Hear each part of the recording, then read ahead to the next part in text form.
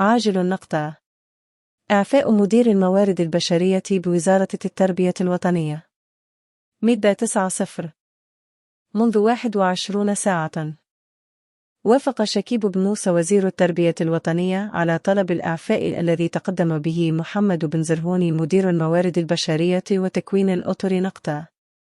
ويعتبر الزرهوني من ديناصورات الوزارة إلى جانب الكاتب العام السابق يوسف بالقاسمي الذي تمت مكافأته على حصيلته الكارثية من خلال تعيينه على رأس سونرجيس.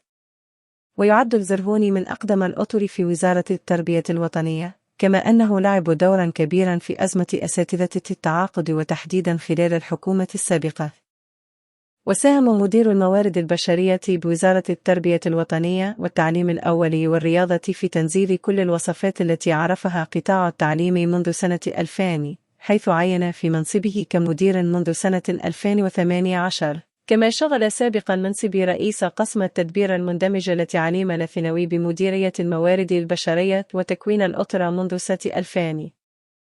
ودافع الزرهوني عن التدابير التي جاء بها الحبيب المالكي ومن بعده أحمد وخشيش، كما دافع عن إصلاحات محمد ألوفا والخطوات التي قام بها رشيد بن مختار وسعيد أمزازي وشكيب بن موسى.